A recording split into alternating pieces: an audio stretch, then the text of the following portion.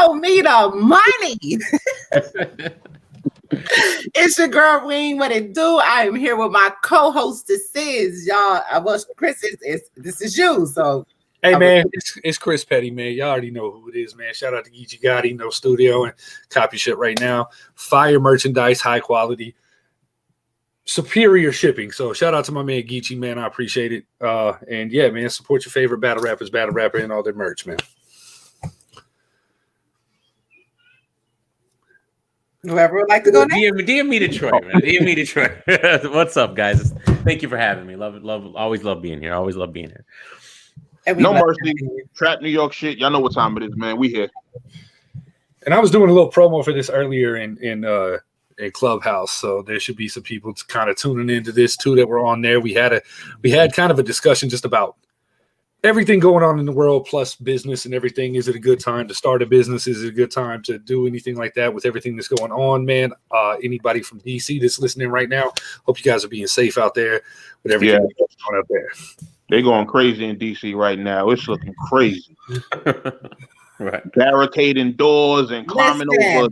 Man, I'm not mad about this. I'm not mad about this. I see so many posts and different things, people being mad. Here's my thing about it.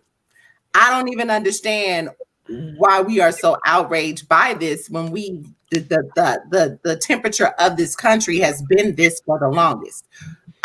Listen, I think my clear brothers that are here tonight with us. Of course, this is no offense to y'all, but y'all the motherfuckers that be going in schoolhouses, blowing shit up and burning shit up and shooting shit up. That's what they get. They let these motherfuckers go and do what they do and parlay everywhere. What the fuck did you think was gonna happen? Yeah, no, I think this whole situation is just really kind of an embarrassment on our country, period. There's a lot of other countries that are paying attention to this, and unfortunately we kind of showed Iron Solomon. I get that. Yo, it's just kind of one of these. It's kind of one of these Anye, I love you. where we kind of look like a laughing stock right now. But I mean, if you're gonna get your protest on, man, just understand what you're protesting and be safe and nonviolent and everything like that. That's all I ask, man. To each their own. The world's gonna keep on spinning. It's gonna change some things in the business world, and that is actually what we're here to do tonight: is talk about business. Battle rap business, to be exact. And actually, the gentlemen that are on this show right now were also kind of my choices of people to have come on. Demi being a business owner, Mercy having done several things in the business world with paperwork and requirements and things like that, and kind of get away from the typical battle rap media where we're talking about everything negative and you're not really learning much. Tonight you can learn something from this. So everybody here has a great level of insight on business, marketing, and everything like that. Clearly successful people on your screen. So, and also great at debating. And I'm looking forward to this and a healthy debate, depending on where your views are. So one of the first topics, of course, on hand tonight is the certified shooter situation. Yes, Jason, we have all ethnicities tonight. We are multicultural here. Yes. So, this is being a hot topic right now, with Shooter's blog dropping recently. Of course, everybody has kind of weighed in. DME Detroit has expressed his insight and views on it, as well as Mercy, as well as Wing. I've been vocal about it myself in different platforms. But I think it's a great time to kind of clear up rumor and actual facts of kind of what's going on. So I guess really where we should start is kind of everybody's personal stand. So I'll start with Wing on this. How do you feel about the shooter situation, the certified shooter situation? Everybody here also was a part of. Wait, Mercy, I don't think you were. The media. Right. No, he wasn't. Yeah. Oh no. Yeah. Nah. So I was gonna be, but I wasn't. No, you know what? I'm gonna need all of y'all. Unway. All of y'all slide, all of y'all be good tonight. Good luck with that. No, you gonna have FK going crazy in the comments tonight because he mad. Listen, He been trolling me for years, so Mercy AFM will always be on my back, so the savages in the comments. I already know the way they feel. They don't. We don't have fun and love, man. It's all Mercy brought his fan base. Right. No. This is our fan base, but they AFM. Like we all. That's what I'm saying. That's what I'm saying. He gonna have to be ducking shots probably the entire night. They'll be all right. So, Wing, how do you feel? You were part of the media tournament that took place for Ultimate Madness. Your bracket mattered. Everybody's bracket mattered. Clearly, Shooter showed levels to his decision making in this, and really, I mean, he kicked ass throughout the whole thing. How do you feel about? I would have still gave him a run for his money if it wasn't with the debacle. With the bracket breakers. Put it like this. Let's just hell no, because I would have won. I would have beat Vada, and Vada would say that. I would have beat Vada if they hadn't came to us at the last minute with the whole change and shit. I believe if they thought this out a little better, in terms of when you have a tie and different things, I think it would have went differently. Yeah, I spoke to Jims about that because Jims had an issue where it's like what if y'all picked the same picks or something like that? Like they didn't have all of that. That was the problem with me and Vada. Yeah. That was the problem with me and Vada. And what happened was it wasn't said that, you can.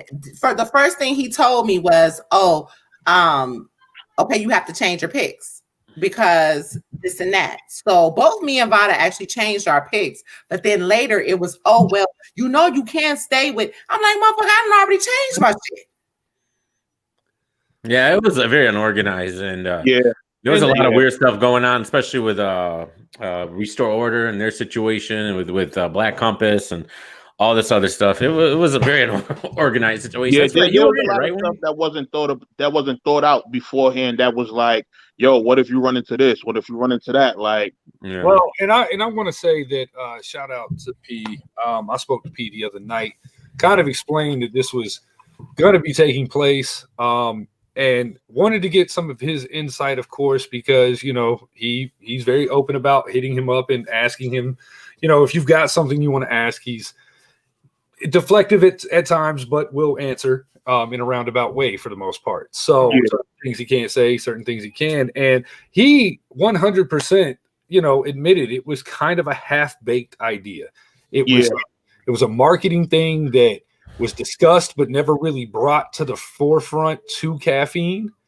So, of course, when all this takes place, caffeine kind of throws it back at URL because it wasn't part of the it wasn't something that was fully decided on. It just got kind of announced and ran with, and then here we are. Yeah. Everything from the monetary part of it for the bloggers to the verified check situation, which I found that interesting, and we'll get into that kind of as we go. But let's start. Views as far as Shooter goes. Like, where are you? Are you team Shooter? Are you team I don't care? Are you team my daughter creeping through the background right now? So like where's your stance on everything as far as how you guys kind of feel about the situation? Do you 100% think that URL is wrong in how they handled this, or the way everything was presented, or all of that? Or does Shooter hold some level of accountability with the way he's handling this as well? And Wing, let's start with you. With all, y'all know I'm a left brain, so I don't look at anything one way. I have several ways about how I feel about this. I do feel like if that man is old, you pay him. However, I feel like there is some accountability that he has to take with this situation as well, on coming in. Do you want me to explain it now, or do you? Yeah, you know what you mean by accountability. Yeah, I want to. Okay, so here's my thing. In his first blog that he did, I understood, and I've said this on the show, as far as when he first came in with Smack, basically, you know, the agreement he had for the photography, and just the whole situation as it went by. For being here as long as I have, and I think, Mercy, you can kind of agree with me on that, but being here as long as I have, you got to look at people for who they are, and you got to know who you are.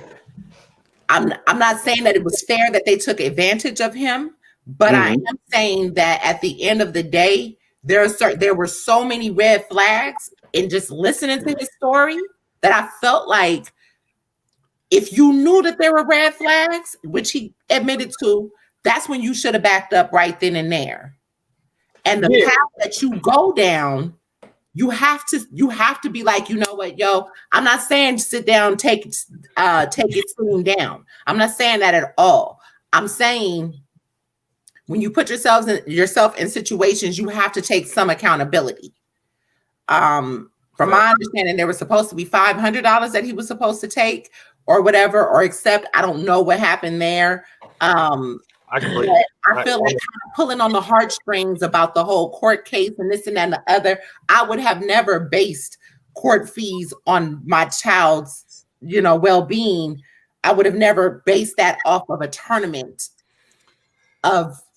Yeah, see, I mean, it's not guaranteed money. That seems that's not guaranteed at all. And on top of that, again, you know, I'm not, again, this is no diss to him, but that military life, I've lived that. And you can, there's so many resources for military. I don't know where he's from, but there are so many resources with military and family services, lawyers and different things that he could have used for that. So I just feel like in how he did the blog, you know, I don't know, I guess in the whole situation, it has to, you have to, that's my biggest thing with it. It's just putting all your eggs in one basket, I guess. I expected a little more proof with the blog. I thought that it was like all this hyped up about video and phone calls, and for it to be a little lackluster on its delivery of what he was kind of talking about. Yeah, and then the next blog with the tough guy act, I liked the fact that it didn't have to be that. You know, I don't know. Like I said, it's just for me the whole situation, and then of course swamping him is really cool, and shout out to him because that's low bro. But where was he when all of this was going on? You know, that's when you see things like this for me, because y'all know I'll pick up a squirrel on the side of the road. I'm just looking at him like, bruh, I wish that you really had somebody right there to tell you what the game really is in this shit. Right. The way I look at it, and I've talked to Shooter multiple times behind the scenes. And salute to him. He's in the hospital with COVID right now. So salute to him. Yeah, hopefully, you know, I think he's getting better. But the way I look all that stuff, I agree. Like, I don't agree with like the whole, you know, this is for my kid and all, like that. But I can look at it, and that's all emotional stuff. If I just look at the facts, and the facts is what it was. The way it played out was he won the tournament. Right. He did all this work for Smack as far as photography goes. Smack owes him $100, and that was it. Even though it cost him more than $100 just for the one time to drive out there and back. And then he wins it. Month goes by, nothing. He asking about it, nothing. Smack hits him up. Yo, I need you to do more shooting for me. He's like, all right, you still haven't really paid me for the first shootings, and then what's up with the thing? Smack gets upset, doesn't answer him, and asks him again. He's like, why would you know, like that? So then it's like, we're 2 months into it now. He goes on Caps' show. He's not really being disrespectful. He's just saying, yo, this is what's happening. All right. And now they're not paying him this and that. And then that's where it all started from there when he went on to Caps' show. Sure. And that's when all this stuff happened. So it's like, why do that? Why even? This is such a little petty thing. Like, he won it. Give him his check. That check should have came right away. They're sending him sending him a screenshot saying we're not giving you the check because caffeine thinks that you're gonna shit on the name or whatever that means. I don't know what that means. And then they don't pay him, and then he goes on to Then P goes on Hip Hop Is Real, and talks about, well, we didn't really talk about a number, but we'll throw him $1,000. He signs a form and this and that. So, and this is after all this other stuff. Tay-Rock talking trash about him in the caffeine chat, the URL account co-signing that trash talk. All right, and it's just like it's so silly. It's like he won, give him a thing, and let's move on from this. Like as businessmen, you don't let this drag on and blog and all this and that. Take care of it, get it done, and move. And it's like it's gotten ridiculous. I don't agree with everything. Like the emotional stuff of what Shooter's doing, like that's just the way he decided to, portray it. But if we're just looking at it as business wise, he won. We weren't set a number. We were promised something. Give it to him. Give him his check and move on with your life. And that's not what happened. It's not what happened at all. I agree, Mercy. Where you at? I feel like there's accountability to be held on both sides because for one, the first thing I gotta say in terms of the whole tournament and him not getting paid initially, me just as a man, the first thing I'm not gonna do is do a radio show or blog about the issue. If somebody owes me money, it's my job to be on that person's particular line and be putting the pressure on them like, yo, I won this tournament. I was promised a cash prize, whether it was a amount discussed or not. If it wasn't no amount discussed, then we got to figure something out. And I'm going to continuously be on that person's line, hitting them up and seeing what the issue is. Now, I spoke to P as well and got an explanation of the situation. And it was like a pass in the buck kind of thing between Caffeine and URL. Yeah. But at the same time, y'all still got to get me something at the end of the day. But I'm not going to go on a platform like that and make it a whole public issue because that's when it becomes too many moving parts to it. That's when you got fans jumping in the chat, pay Shooter. You got Tay-Rock talking about fuck Shooter and all this other stuff. You just create a whole domino effect of other bullshit that now has to get cleared up. That's why P has to go on Hip Hop Is Real and defend his brand, defend his name, because now people are coming at him like, yo, you got to pay Shooter. You ain't do this right. You ain't do that right. And that all could have been avoided if he wouldn't have did the show. But at the same time, they still do owe that man money. I just feel like all of the public shit don't be necessary in situations like that. Well, for me, okay. Shout out to P Black. Let me just say this. He did say, and I thought he had said that there were several conversations prior to him actually doing the show. Was 2 months later. Yeah. All right. So this is my understanding. This is the conversation that I had with P and a couple other people within URL. So my view on this is Shooter, I'm going to play. Wait. Let me say this. I'm sorry not to interrupt you. Making Moves Major. It's not WWE. They're grown men. Right. And see, and they're going, no. They're grown men. Grown men. I mean, we all grown. I'm sorry. Some people just, if it ain't messing up your real life, I don't see that it's something. It's not something that you can. You got to be forever, otherwise it's fake. Yeah, like the hell. Like we had a full phone conversation. Like we passed that already. Like, can we move on to other shit, please? And that's the point. You guys focus on what these guys and everybody allows y'all to see, and not what is actually going on behind the scenes. It's here for entertainment and for you guys to watch and view. So, real life and this life, they sometimes intertwine and they're able to work it out. But I'm going to be devil's advocate in this situation on URL side with the Shooter situation, though I agree that they should pay that man. Mm-hmm.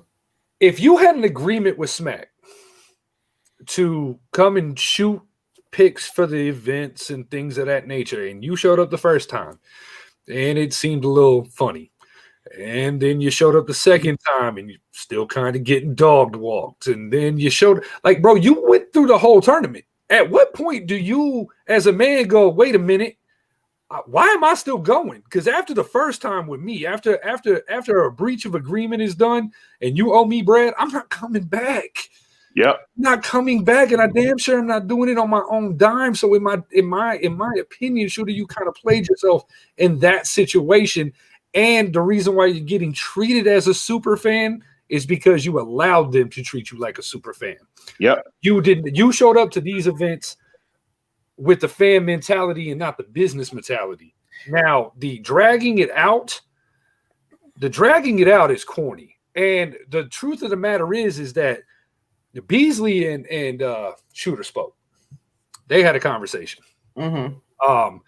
Where Beasley basically asked him for the proof. If you have the proof of P saying $2,500, he would cash app him that night. The money is on the way. He said it's going to be in the blog. I'm going to send you the blog before I drop it. That never happened either. And the only reason why, again, this is months later though. What are we doing here? I agree. Now to kind of to go off what DME's talking about, we're months later into this.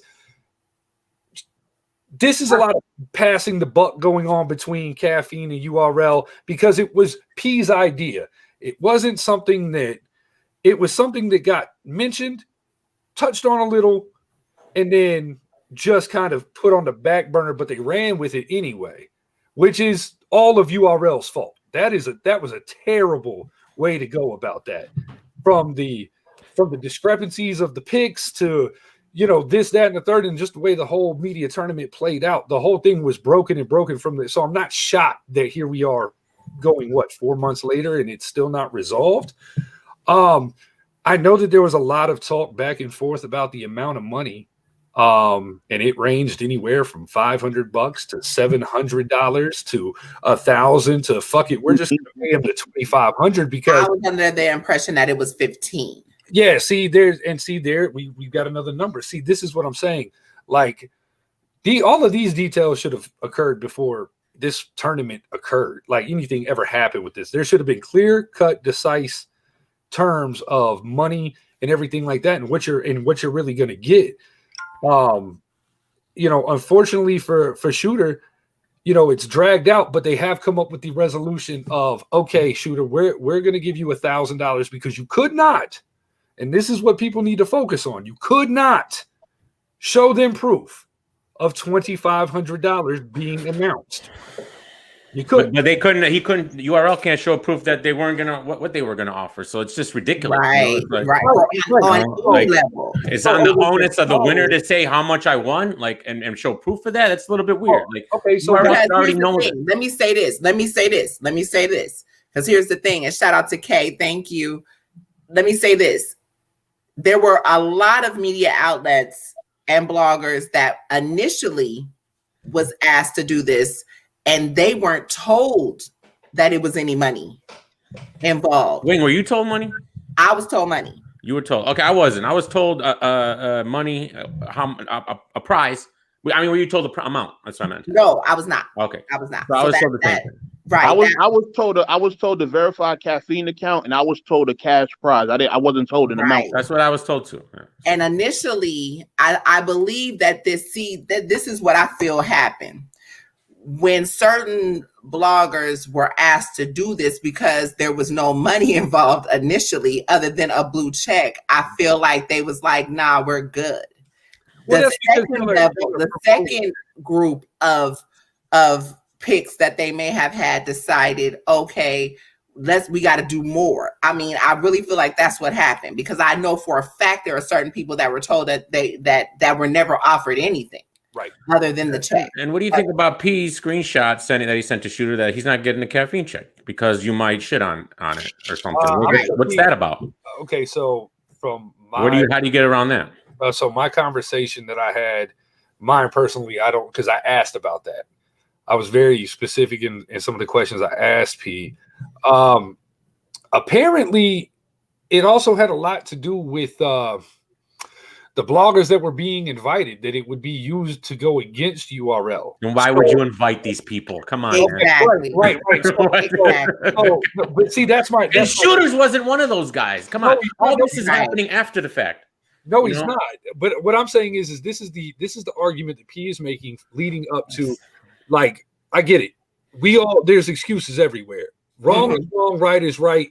and he is owed money. They should pay him. Now, they have come to a number. Now, I don't know if I necessarily agree with it, with the work that he put in. I don't know if y'all would be happy with $1,000 or getting jerked around like this, and if that $1,000 would make you sleep better at night. That's why I think what Chris is getting at, because that's what DME is saying, and P Black, that's what he's saying too. I get it. These are two different instances, but to be honest, they do go hand in hand, because it's in his situation. If you're going to pay this man, whether it's you're saying, hey, show us this, show us that to prove that it's $2,500. Hell, you didn't. Smack never paid him what he was supposed to pay him from the beginning. So why the fuck is there an argument? Because y'all own that technically. You know what it is, Wing. What I've learned is that Smack and Beasley kind of still operate differently in terms of, like, if you're doing something for Smack, you're doing something for Smack. Right. But if you're doing something for the URL brand itself, then it carries itself as two different things. So it's no different than like how I run my league with Peso. If you do something under No Mercy TV, that falls under No Mercy TV. It doesn't necessarily fall under the Trap New York.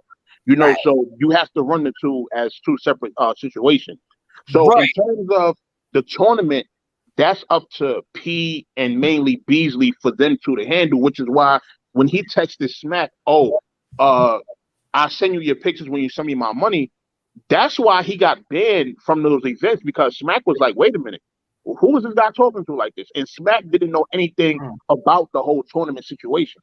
Well, Chico even didn't have really any idea about this, about the monetary part of this either, because, you know, Chico's the one that actually stepped in and was like, okay, guys, we owe this guy some money, apparently. He's, you know, the people are talking.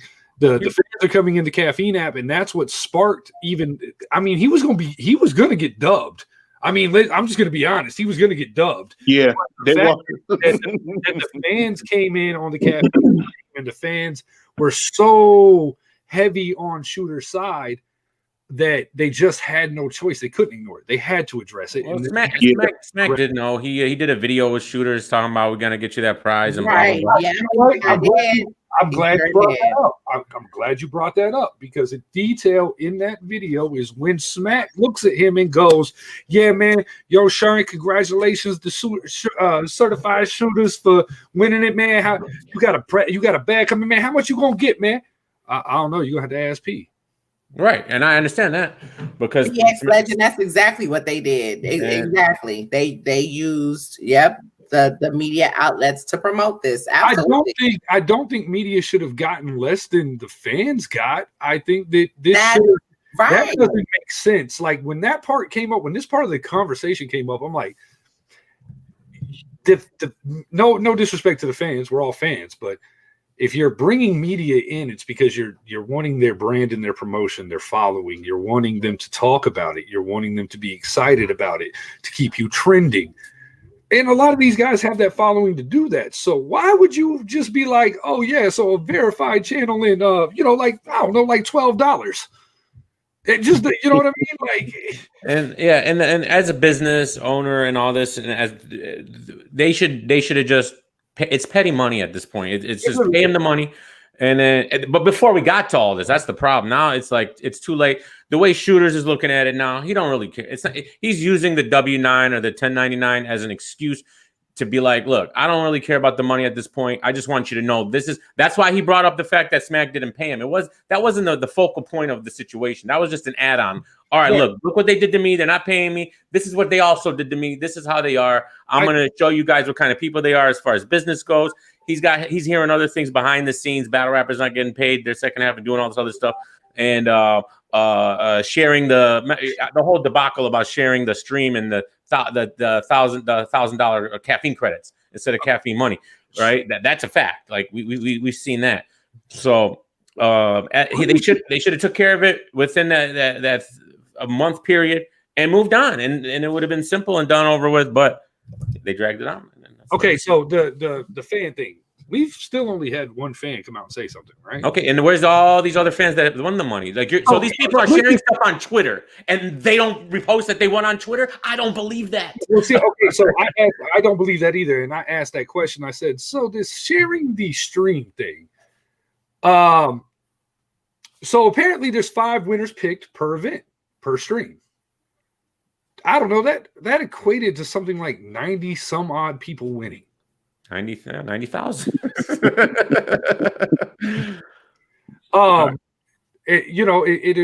So we've got one person that came out and said, according to P, he's not 100% sure how that worked.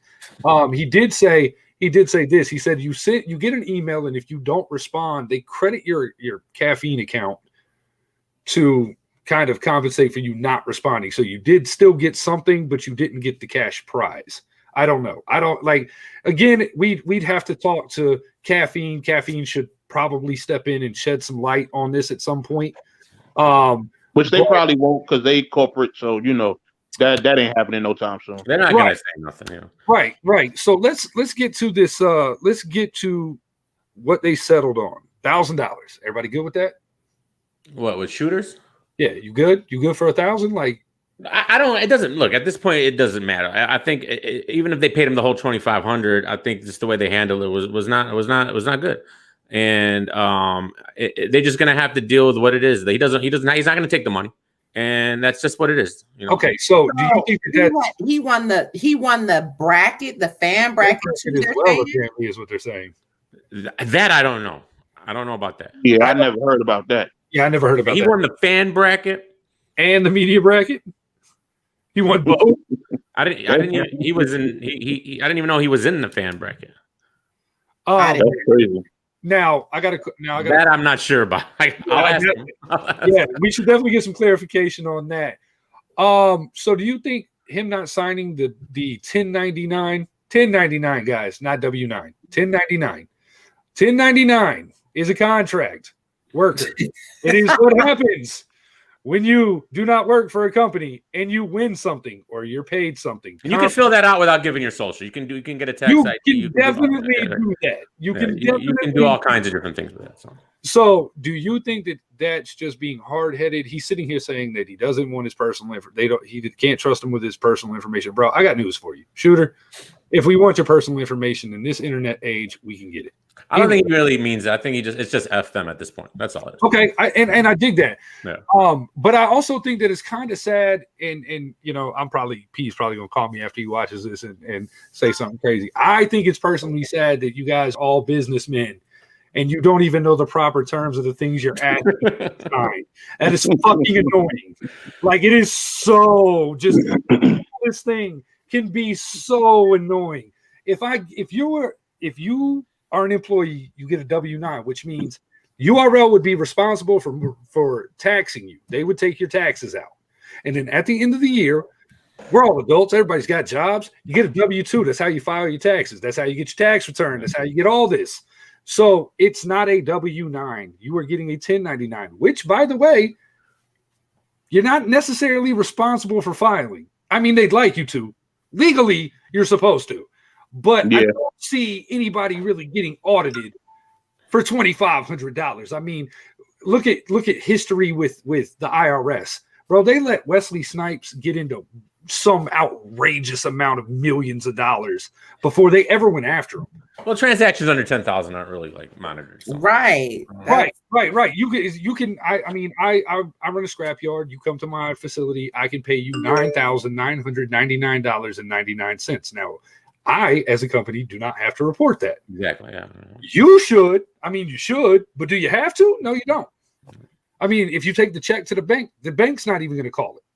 And not under 10,000. They don't. I know that for facts. So my thing about this is that at a military bank, they're not going to call. Yeah, I'm just a little shocked that to be the upper echelons of business that URL states that. They've all done it. They're W-9s and everything like that. But I do want to make this point.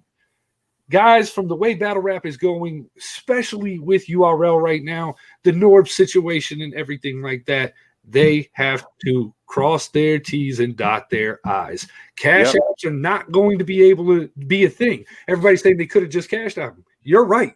But they're in the middle of a $40 million lawsuit. You think that they're not going to look at Smack's Cash App? Well, Beasley's Cash App or PayPal. But here's the thing: because they become more corporate, they're in a more of a corporate situation. Wouldn't they could Cash App, but the paper trail for that wouldn't, I mean, this is Fox. You know what I mean? So wouldn't they want that accountability on record opposed to, I mean, you can't, there's a record when you Cash App somebody, but wouldn't they want that on a formal, also you can't write a Cash App if it's not under some type of business account. There's ways to now operate within like Zelle and PayPal and all of these different payment forms where you can keep the receipts, use it as a write-off and everything like that. That's true. Okay. But if he's sending money on behalf of URL for a URL tournament, then they can. I didn't even put that up there. Yeah, you did. No, he's like, be good. Be good. Because I'm halfway reading comments and I'm sharing the show. That's why I'm looking down. I'm actually listening, y'all. I'm just sharing the show like I always do. But so I half-ass looked at that comment. Y'all be good. Y'all should be getting through customs, and I don't be meaning it to. So, I mean, how do y'all feel like, as far as, do you think that a Cash App would suffice? Do you think that's something that they can really risk right now with everything that they've got going on? I mean, nah, they better off with the W-9s because I know 1099. I mean, I'm bugging the 1099 because if y'all seen Dot versus Mac Mel just dropped on the app not too long ago. When they booked Dot, they booked him through me, and when they wanted to book him, they had to send that form over for us to fill out. So before they were doing Western Unions, they were doing PayPals, they were doing Cash Apps, but now they send those forms first because they have to have it documented. Right. So don't get it twisted. You still get a Cash App, but that 1099 is for the transaction to be on record. So everything they do now is even like stuff like booking battles, they're doing that through those forms. Do you feel like Cash App is a bad tool for battle rap? Do you think that we should go back to like the PayPal protect you, protect me, send an invoice type thing? I feel like that's just a deposits and everything like that would be safe. You can actually get it charged back. I mean, but I've seen some people isn't that, don't they have the same protections through Cash App? No. It depends on the bank because certain banks have it. Certain banks have the reverse the charge and stuff like that. So it all depends on your bank.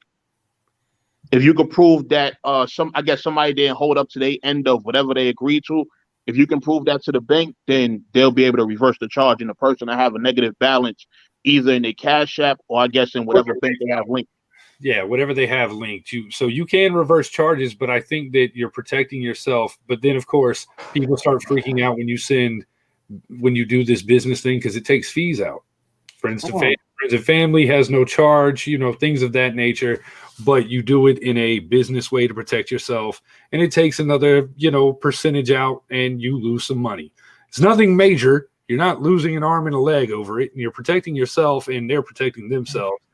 And, I think that this is important to talk about.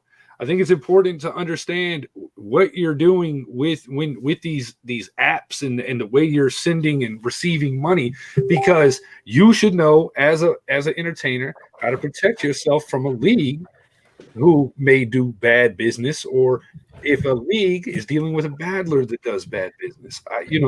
There's way too much information out here in the world for people to be still getting run off for deposits and things of that nature.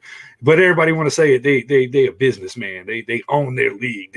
But see, this is the thing. People have to do more in terms of recognizing that they're a brand and setting themselves up like that. Because you have to remember that as a battler, you're an entertainer and you're also a business. So there's a lot of things you could be doing to protect yourself as well, just under whether it's getting an LLC or, registering with, like ASCAP and BMI, like a way to be able to not only protect yourself when it comes to payments, but also to be able to generate money off your content. Yeah, you can. And a lot of these guys don't know that. Yeah, you can register your battle bars just like you would register music. The percentages aren't near as high. Your streams aren't going to be near as high as like an album or a song or something like that. But you can. But it's still something. It's still something. Let me ask this: as far as a league would go, though, with the battler, because I do know somebody who does this. I know two people who do this. And one's theory on why he's not getting booked right now is because of his registration, of him registering with ASCAP and BMI. Because from my understanding, the way it was put to me is that they still make money off of those battles that are dropped. Yeah. However, with URL now going to the app, that that's no longer the case. But at the time, it's a privately funded platform, so right. It's not. But at the time, they felt like that was hindering them, or that was part of the reason why, because obviously that's something that they have to know up front. And they felt like, that was something that, when that person was being called or mentioned to battle, it was kind of like, no, is what this battler. And this is, it's somebody who's very fire. I don't want to put his business out there because it's something he asked me not to say. I found out about this a while ago. But he was, because he would get a percentage of is that what you mean? Okay. And I'm not sure how that works. If that comes back out of like the YouTube money, they take a percentage from that, or if it's but if it's something that's on the app, and this is what I did hear. Like I did hear that anything that's on the app is kind of harder to dock in terms of like getting the pay and everything, because it's a privately you can't really track the numbers and streams and things of that nature. So it would have to be probably a percentage based off of like the subscribers, because it's like if your content is on there, you're contributing to a portion of the company or the portion of the app that's bringing in a certain amount of subscribers. So let's say the URL app, let's say they got like 1,000 subscribers a month. If you have a portion of content that's bringing in some of those subscribers, you would technically be entitled to probably a percentage. Well, if you're not getting your royalties and stuff like that. But also, URL protect themselves in that situation simply with a bit of legal jargon in their contract. Yeah, would that all be handled in the contracts? Like, okay, exactly. That's my point. And that should be. That should definitely be in the contract. There could be a section in the contract where URL explains that they own the rights and use of the material you've prepared because of this sum of money you're being paid. Problem is, they should be paid extra for it if that's the case. I believe there is something similar to that verbiage because of a conversation that was had in regard to a battle that is no longer going down.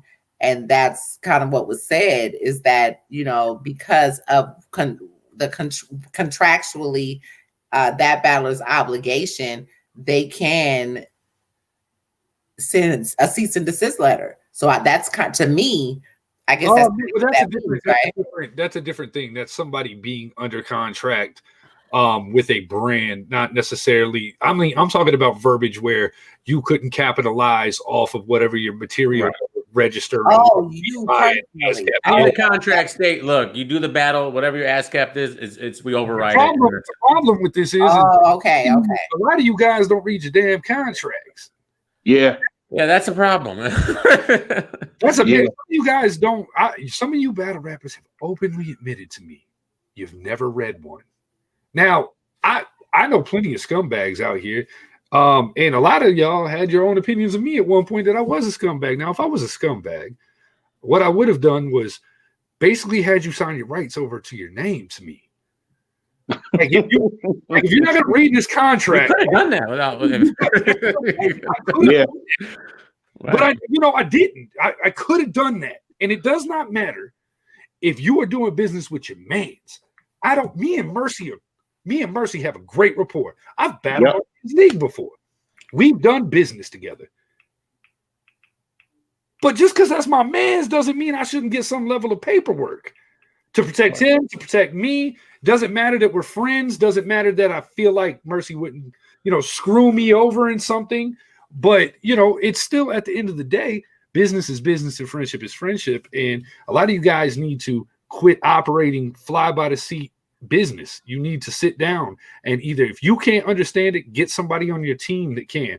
Get you somebody on your team that does more than just hand you your water or tell you to or gas you during your battle. Get somebody that has some knowledge and can read your contract and understand it and break it down to you in layman's terms so you can better understand what it is that you are signing. So you don't come back later and go, well, this ain't right. They can't do this. Well, I got this piece of paper that you signed, and for X amount of dollars, yeah, actually, I can't. Right, and nobody's your friend in this. I opened up the bar with my uncle, my brother, and my uncle screwed me over, and we ended up going to court. And we have, of course, we had everything in writing and this and that, and the court decided whatever, and we bought him out because no one's your friend. All right, like even close flaming when business happens. You never know what's going to happen. So you got to protect yourself and read and just, don't just be like, oh, they're going to throw me some money, just sign it and do it. Like, no, you got to take some responsibility. You're an adult. So, right. And that comes back full circle with the situation with Shooter. Like, bro, if you have an agreement with Smack on some pictures, I don't care that that's Smack.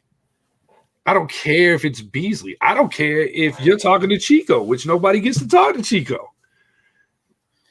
Okay, I'm not sure what just happened to Mercy. I was telling y'all I would be right back, but I'll wait for him to come back. But go ahead.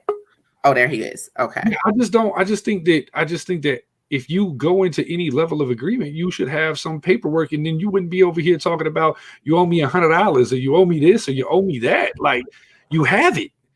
And you can, and that way, if you call Beasley, if there's a problem and you call Beasley, you can go, well, I have this, because that was the first thing Beasley asked Shooter. Do you have some kind of written form of agreement?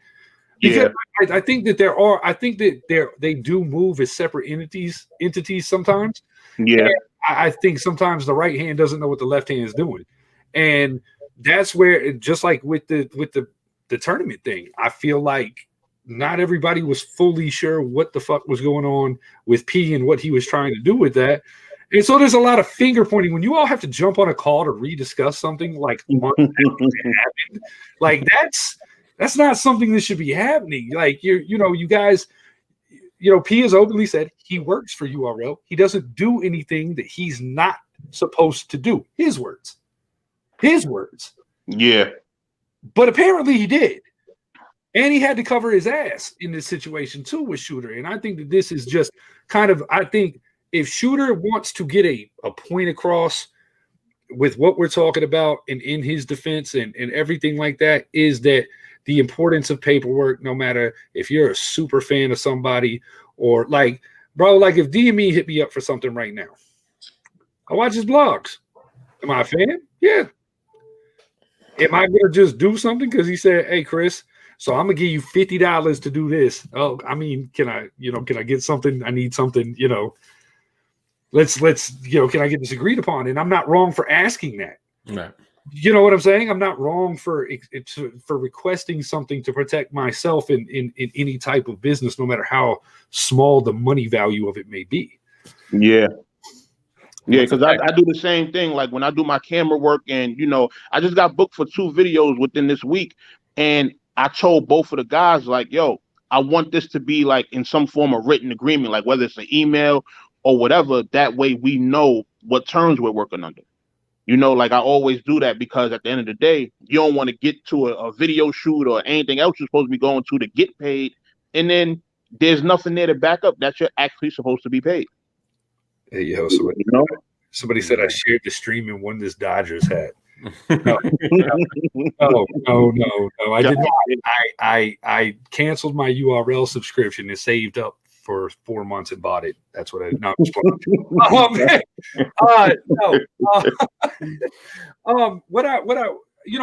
I love this show and I love kind of how this is going. What we're talking about, because I don't think the fans fully understand some of the stuff that goes on behind the scenes with the business part of this. And I don't think battle rappers fully understand what they're, and you can always tell, because just like fans, battle rappers are super fans too, bro. You see how proud they are when they go to one of these events and they take a picture with Smack and it's Uncle Smack said I'm next. Uncle Smack can barely hold his fucking eyes open.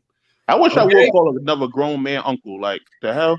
Yeah, I don't get it. I don't get that. That's weird. Yeah, Uncle Smack said I'm next up, bro. Uncle Smack's not gonna remember who the fuck you are tomorrow because he's. Look, man, I'm not calling nobody uncle. I'm not calling you big bro. Like what? Get out Especially of here, if you're technically my boss at this point.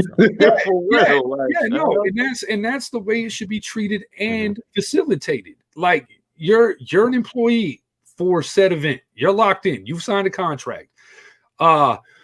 You are by definition for those 3 days or whatever, because some people put some other stuff in their contracts. MC Wars has a horrible contract where they go out and explain like you're required to be here on the first day to do some type of blog type thing with them.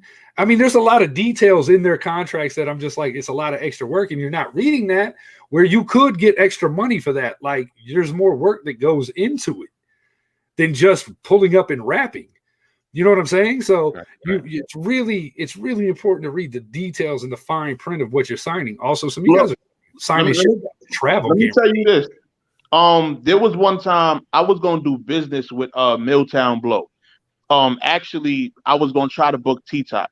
When I tell you he had one of the most interesting contracts ever, I mean, in terms of when the battle drops, it having a trailer to it, T-Top getting a certain amount of meals throughout the day. Like Milltown Blow had one of the craziest contracts I ever seen. But you know what? I wasn't mad about it because I'm like, that's what you have to do in terms of being a manager. You got to make sure your artist is good all the way through. You got to make sure they're not worrying about a damn thing when they're going somewhere to perform. I think it's safe to say that Blow was ahead of his time because he got crucified for his shit. But it's a practice that everybody has now started doing. Do you guys think that all battlers should have managers? Yes. Even your lowest tier should have somebody. Maybe not a manager, because here's the thing. This is the funniest misconception about battle rap management. It's not like being a music manager where it's my job to go out and book you shows and get you radio stuff going and everything like that. That's not my job. As a battle rap manager, I'm supposed to make sure that your paperwork is right. I'm supposed to make sure your travel is taken care of. I'm supposed to make sure that everybody's living up to their end of their agreements, right? Mm-hmm. It's not my job to go out there and get you booked, which is a weird concept. So you do have some managers that do it. Here's the thing. In battle rap, if I have to call you, Mercy, right? You're a league owner. I call you. Hey, yo, Mercy. Got this battler, man. Wanted to hit your platform. Let's work something out. Bro, my bargaining chips are out the door. I can't even really ask you for anything because I'm asking you to let him on your platform. Yeah. So and you know what? Some managers don't even realize that. And that's where a lot of the times the problems come in, because they're asking a battler they're asking for you to use your platform for their battler. Once you say that, you have nothing to bargain with. You're asking to use my platform. It's not me coming and asking for your battler. So that's how it should be. The league searching out for the battlers. Huh? Yeah, but then the battlers should instantly, the soonest is one of these leagues jumps in the inbox, sends a text, whatever. Hey, you need to. I'm with it. They can say, hey, yo, I'm with it, but you need to work the details out with so and so. Yeah. And that way, that person all they've got to do is worry about the writing process, the memorization, the performing, and giving you the best performance. Like, I get asked a lot of times, man, I had an event, Revelations. I had some really big names on it, and I got some really great performances. And people have asked me, how'd you get that performance? From Goods or DNA or Clips?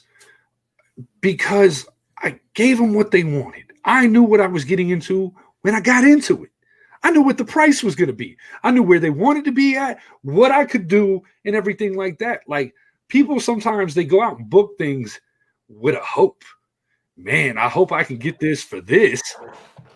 I mean, it's pretty, like, all league owners talk. I mean, for the most part, or they're at least willing to talk to other league owners. You can call somebody that's booked somebody and go, hey, man, if you don't mind me asking, what'd you get them for? And anybody, decent human being would, say, okay, well, this is where you could be at.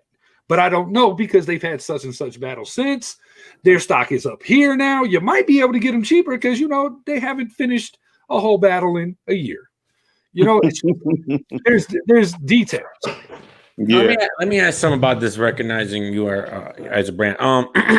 Do you feel like, and specifically in URL, that especially this year, that these battlers are battling too much? Because we see the same guys this year battling multiple times on URL, every single event, same people every 2 weeks. Okay, what's happening here? Like, why is that more onus on the battle rapper, or should the league know how to handle their talent correctly? Because you got Saga choking multiple times.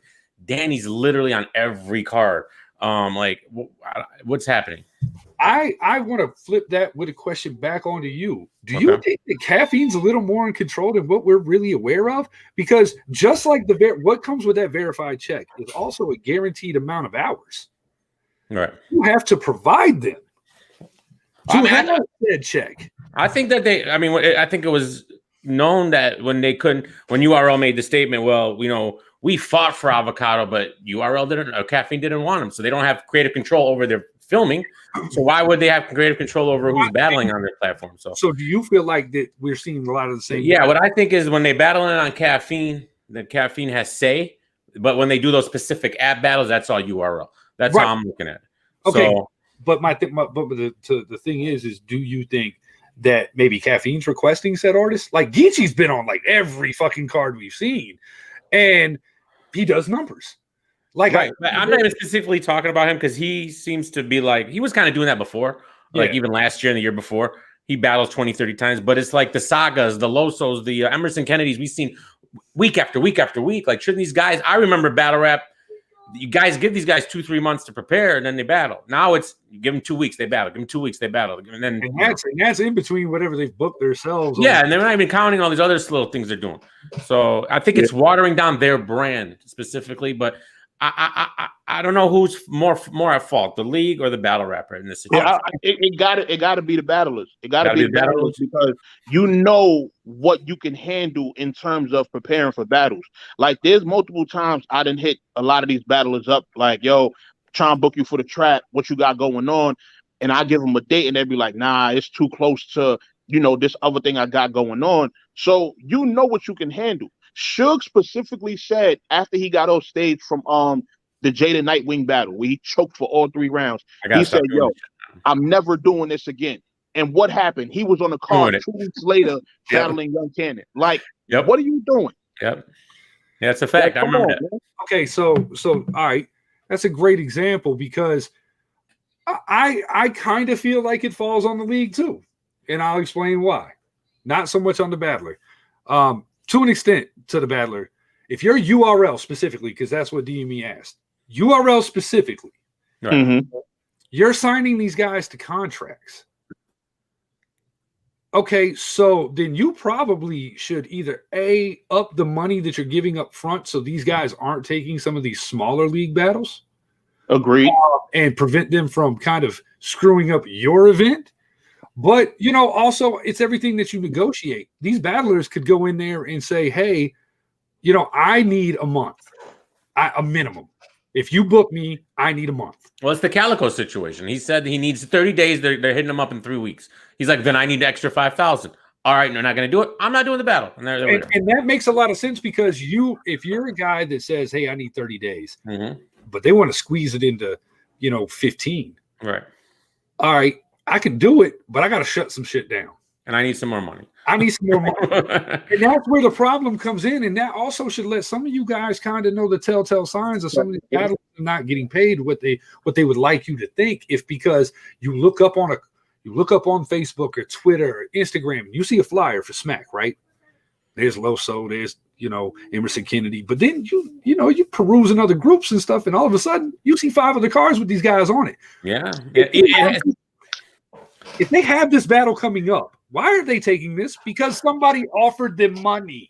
I told Marv one, I'm like, bro, you're in this King of the Dot tournament, and you got 3 battles in between each battle.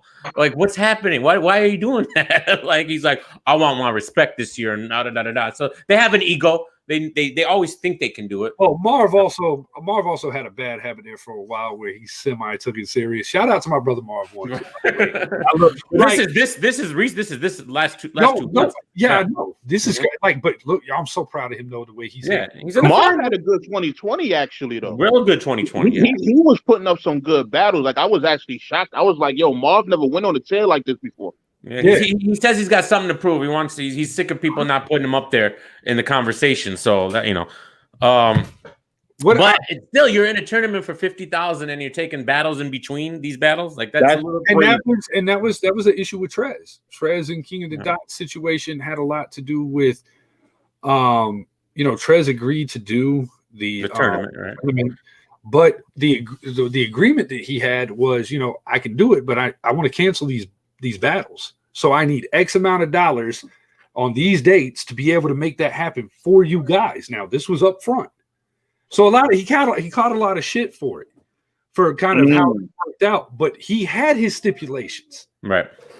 And so when shit started not working out the way it needed to, it kind of all fell apart. I mean, okay. There was a lot more to that story than of course anybody wants to talk about. But I was heavily involved in how in working with Trez and King of the Dot. Direct is one of my oldest friends in this shit, and he, this being his division and everything like that. So I mean, again, it's all about what you can know. It's all about what you as a rapper can negotiate your terms. Everybody has terms. Everybody has their price. If I want DME to come host one of my events, right? I'm sure he's a busy guy. He seems to be at work a lot. So I got to make it worth his while to come down here and shut something down or get somebody to cover the bar for 3 days to come, be a part of something that I'm working on. And so if I want him to come host, but he comes back and says, well, Chris, I'm going to need 10 grand. Who am I to tell him that I can't? Look, I got two options. I can do it or I cannot. Yeah, I could come back with a counter offer, and if we just can't see eye to eye, there's no point in dragging the negotiation on any further. And that is where I think leagues and battlers, you get what you pay for. If you just keep chipping away, the battler might still do it because they need a little bread coming in.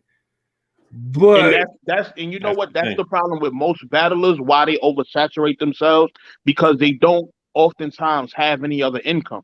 Yeah. For a lot of these battlers, this is their only way to get paid. Well, shit, if you're battling every 2 weeks, it's hard to have an income because you gotta. It's a lot. It's a lot to the process, man. That's why I actually did a battle. My first battle was so severe was because I wanted to know what my battlers went through, so I would have a better understanding when I'm booking a matchup and what I'm asking of them. So I had a better understanding why they're asking me for a certain amount of money. Now, so I do this battle, but not only on top of that, I have a wife and 3 kids, and I have my job, and then I'm planning this whole event as well. I got flights, I got battlers coming in, and I was like, holy shit! Like the fact that I'm even able to sit down and just simply pin, this was a 1-rounder. I didn't even have to do 3. And I was stressed to the max. I was like, yo, this is wild. And they go up there and perform and be entertaining. Yeah, and it's tough for them because it's like, how do you manage a real job where then you're like, not a lot of jobs are going to let you just go here for the weekend and go there for the weekend and leave and whenever it is, and they're not going to work with you. So it's a tough balance, and I don't know how a lot of these guys do it, especially the lower tier where they do really need another job. Do you think who do y'all think should sit down from a professional standpoint?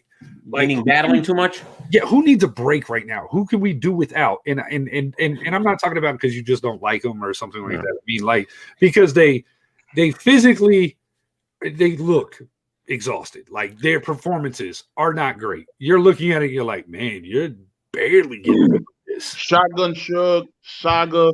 Yeah, I was gonna say Saga. B Magic. Yeah, B Magic definitely need to sit down. Surf need to sit down. I think B Magic, and I love B Magic, man. I really do. B Magic just doesn't care.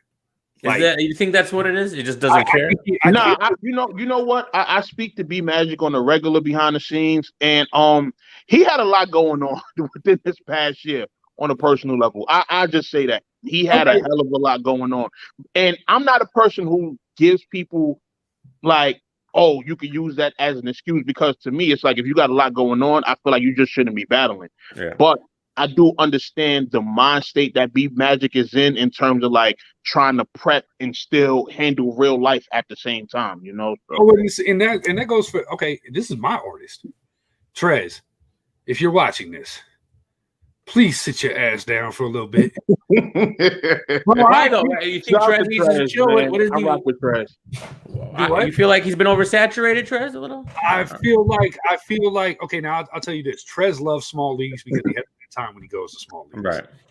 But the hunger is not there. But he's so talented; he could do a lot of this. A lot of these guys that want to battle him, it's like an easy thing. But he also gets over, kind of booked, and sometimes he does it, and I don't know that it's going on. And that's another part of this business. You're talking about these smaller leagues. Like I'll get like I do see his name on every flyer. I'm not gonna lie. Bro, he's like a way more respected Dre Dennis right now. God damn. What did Dre have? About 38 battles last year in 2019? I forgot. Yeah. And see, and this is what I'm saying. Don't get a manager and then go out there and do a bunch of shit that you don't inform your manager of, or he's not involved in, and then come back and get him and go, hey, can you fix this? That's not the way you do that. Not saying that's what Trez does. I'm just saying I know guys that go and do that. That'll be like, I've had to have some cleanup jobs myself, and I don't even claim myself as a manager, but there are a lot of the guys that came through the trap that I do consult about certain moves. Like me and Jim's talk all the time. Whenever Ash Cash, when she gets thrown certain offers, we talk. Me and Excel talk. Me and Dot talk. Like, you know, so there's been certain times I've had to clean certain things up for people, you know. Yeah, I think for like artists like Trez, I think a break would be good, and then a return to URL. I think that would, you can only battle so long on small leagues. There's two paths to take in battle rap. You can battle for the check, and you can go battle on any and every league, and you're gonna get X amount of dollars, and it's guaranteed. But you don't get to pick the name. You don't get to pick who you're battling. You're a check battler. That's what you do. Or what you can do, which I like, what Ill Will has been doing, you can just keep yourself in rotation amongst the 3 top leagues.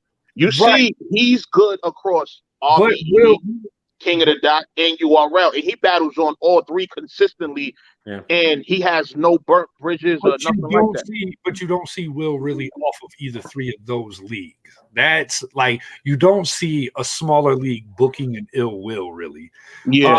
And that's the thing. He may do what, 2 battles each for each platform a year? Yeah, about that. So that's you're talking about 6 battles all year. That's not a bad average. Even though he just did 2 in one day, remember that? Yeah, that's true too. I mean, I remember when John did that. John did that with Sharon.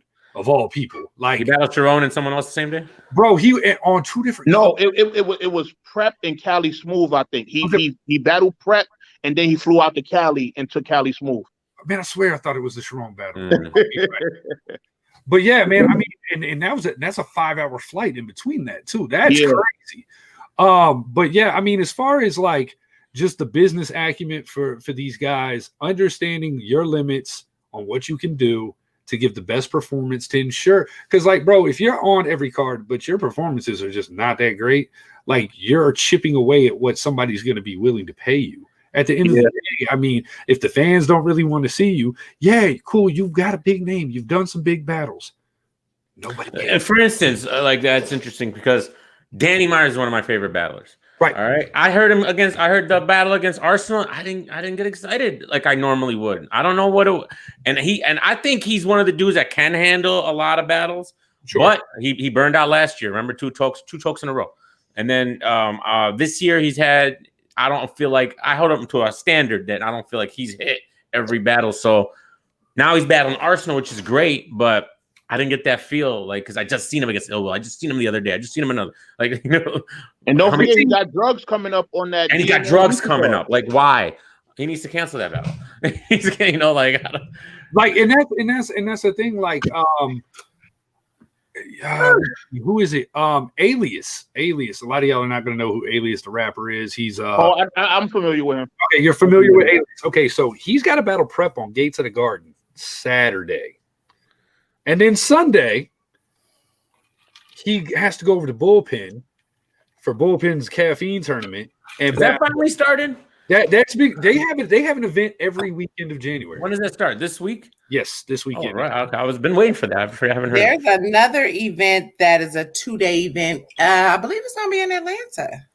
Yeah, there's a lot of. Okay, look, I'm gonna be honest with y'all. I'm so tired of fucking Atlanta, the new mecca of battle rap. No. Playing, right? It's because we're open.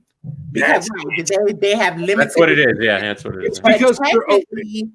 But technically, it's looking like Atlanta and Cali right now.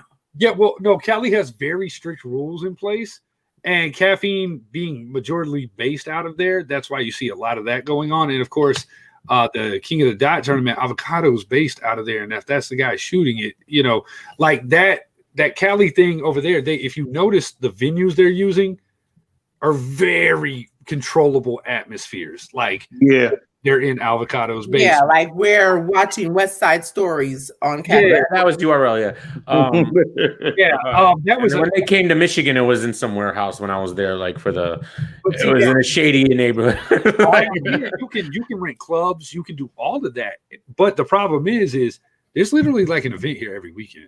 Like Atlanta's crazy right now. I'm over it. Like I'm like, all right, man. They're like, you coming out? I'm like, no, I can only. No, I'm not. So, so that part of this, I think the guys just need to kind of, these guys need to get a better grip on what they can do. I think leagues should be more proactive, talking to each other like, oh, so this person's on your card. Okay, then I know I probably shouldn't reach out to them. There should be some type of unity factor amongst the smaller leagues. I mean, let's be real. None of us are competing. I'm a small league owner.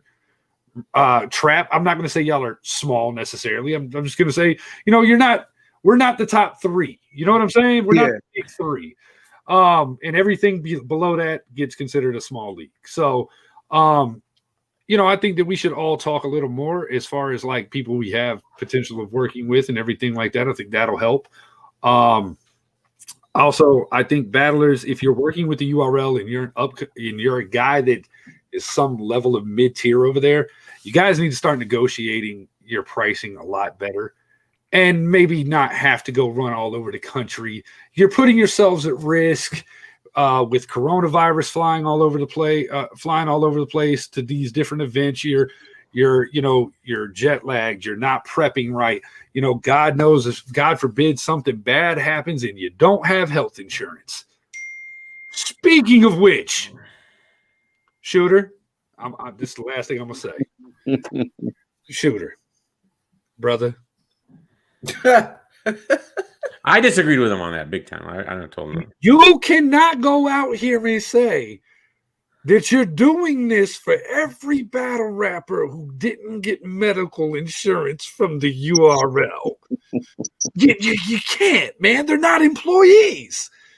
There's a reason why employees get insurance, and that goes back to the W-9 and taxes and things of that nature. They are not employees. They cannot offer medical insurance. Shout out to you, Scotty. Shout out to I was here for a minute. I'm sorry, Chris. I was here, y'all, but family life. I do my apologies. I'm trying to get. But look, y'all, I gotta dip. I gotta, get to the money. So I appreciate y'all bringing me on. Definitely shout out to you, Wing, for reaching out. Absolutely. Good talking to you, DME. Chris, you my guy. We got a great rapport. So I'm definitely going to be on in the future. Whenever y'all need me, just holler at me. Absolutely. Hello, bro. Hello. But yeah, guys, for the money that these guys are making in battle rap, they can afford medical insurance. Look, I don't think that was a good point, and it all stemmed from the Chork situation, right? So he got in a car accident. He needed a GoFundMe for his medical bills and this and that and the other. But I don't look at it like that. We all have to figure out our own health insurance, like whether it's for your job or not. But when you're an independent contractor, you're not gonna. There's no way. It just doesn't make sense. Okay, Demi, like you own a bar, right? Your insurance. Clearly you don't offer your employees insurance. No, we don't. Right. But is your insurance done through the bar, or you pay independently for your insurance? Mine personally? Yeah. I independently. Yeah. So okay, and it's affordable, right? Yeah. I can see why some people it's tough, like especially now, because the limited, like our business is getting hit the worst in this COVID stuff. My wife was a bartender since she was 18. So yeah, and the girls that are getting unemployment right now, they would make that in one day what they're making in a week with unemployment. Wow. Yeah, because we're a pretty busy bar. So let's say they're making $200-300 a night. Now they're making that a week. So it's in unemployment. So it's a tough one for them, and it's been going on all year. So I could see where they're gonna let their insurance go until they figure this out. Especially when you're young, you don't think anything. You have to do what you have to do. That I definitely understand. But big baller, if you're big baller, Sue Surf. Battle rappers, I don't want to like. Come on, right, right. As far as Atlanta since '82, let me put it this way, because Chris and I actually did a show. Was that early? It was this year. Let's just put it like that. It was this year. There was a battler there's a few battlers that we know signed contracts, and they were 5-year contracts. Let's just put it that way. Do you think if they sign them to contracts like this, that they should offer maybe something like that? Or so are they employees at this point? I physically read one of the contracts. Right? It was sent to me, and I read it. It was a 5-year deal with no guaranteed money. It had a pay structure. Right. It starts out at this little and can get up to this high. And then when you get onto a bigger car, but bro, it could have also been like, we're not paying you anything. Because what's the point of signing a contract like that? Like, I don't exclusivity, because these guys are drinking the Kool-Aid. Like, okay, Arsenal is one of my favorite battle rappers of all time because his business was always super on point. And the reason why I say that is that Arsenal went wherever he wanted. Did not matter. And he still got booked. Their excuse for this was, hey, we're investing in you. We're making you household names. I get it. But you also need to give me something to make me feel, that I want to sign a contract like that. Bro, a 5-year contract? 5 years is a long time, especially in the battle rap world. That 5-year contract has no shelf life. Right. That running back. This is my thing. And DME, you're absolutely right, because after that show, I actually spoke with P. Well, Chris and I both spoke to P after that show. Because he wasn't very happy about that. And I'm pretty sure he wasn't very happy that the battlers actually told us about these contracts. Yeah, he was really not happy with the fact that I got a hold of one of them. Right. Here's my thing. If you're transparent, it shouldn't matter. We're going to have gripes about this. And as I told him, and I will continue to say, it's really not about the contract. And he made a great point. However, in making that point, the way I look at it is they make the point of everything is negotiable. You're right. Everything is negotiable, but it's also a gamble. Because you can negotiate all day, but that doesn't mean that they have to accept your terms. Yeah, and that's my thing. Like, yo, DME, in this contract, it literally, they could have shelved you. Yeah. Well, okay. Let me say this to P's defense before we get into that. Let me say this in P's defense, because this was a little minute ago. What he said was, you can get out of the contract. Yeah, no, that was a fact. He said after 2 years, if nothing has happened, and you really they're not satisfied, you're not satisfied, they will let you out the contract. They will. But that's still 2 years. That's 2 years with no monetary guarantee. You're not, this is just a God, I hope the fans like me thing. But that Shut up. That goes back to my argument with their YouTube channel. He said we're gonna get a call tonight. You're asking Crucible guys to sign a 5-year contract. You're asking Ultimate Madness guys to sign a 5-year contract. Now, these are not your biggest names. Blair told you to watch the Kool-Aid shit. Hey, look, man, no, don't do that.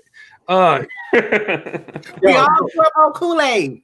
God damn it. But my thing about this is that if you're not a huge name and you're not getting a push through the app, nobody, like, the people bitch about certain battles dropping on the app because they're now paying for it. So they expect certain level of content coming to them.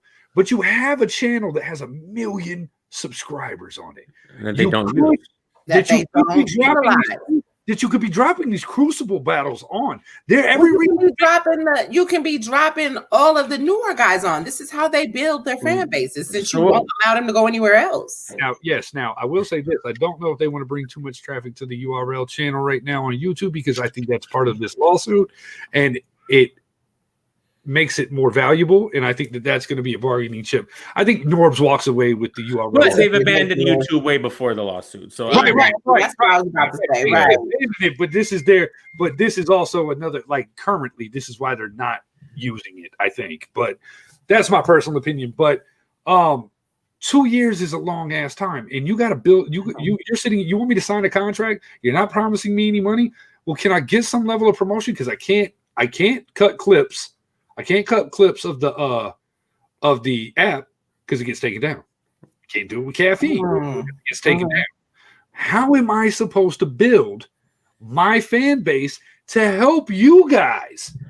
They can't, honestly. And I feel like that's been the issue ever since the app came into effect. I remember when the app first came out, I was blogging about they're going to abandon YouTube. They're going to abandon YouTube. And I remember P, and I even talked to P, and he's like, "That's not happening, bro. We're not abandoning it." And they did. They actually abandoned it worse than I thought. Caffeine comes along, and this happens here. And it's like, look, I've been a Battlerap fan forever. I don't know about you guys. I'm sure you guys have as well. And we've seen the evolution in this and that. I just don't see the conversation anymore when battles drop on the app. I don't see any engagement.